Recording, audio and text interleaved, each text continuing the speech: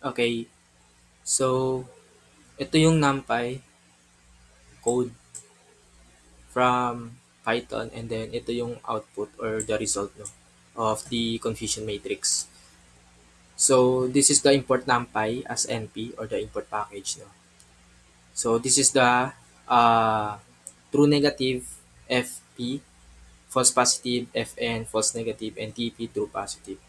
So paano nga ba na ipaprocess or iprocess na evaluate ang performance of classification model?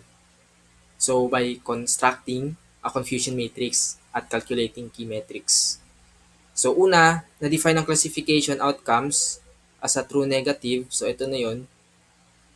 Ito na yun. True negative or TN, then FP naman, which is false positive. False negative, FN, at true positive. So this is the using NumPy, no. Itong values na ito ay na-arrange into 2D array, no, representing the confusion matrix. So yung matrix naman, tapos flatten with Ravel. So where's the Ravel? Ito yung ah, confusion matrix niya. So yung Ravel. So para ma-simplify yung assessing of the individual components, so yun yung output, no. So next key metrics such as accuracy naman. So ito yun.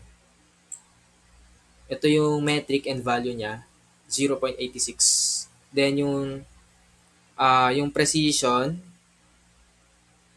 ayun, assessing or the individual components, no. Next key metrics as accuracy naman and precision.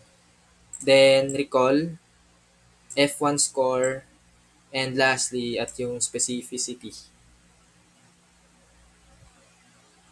Okay.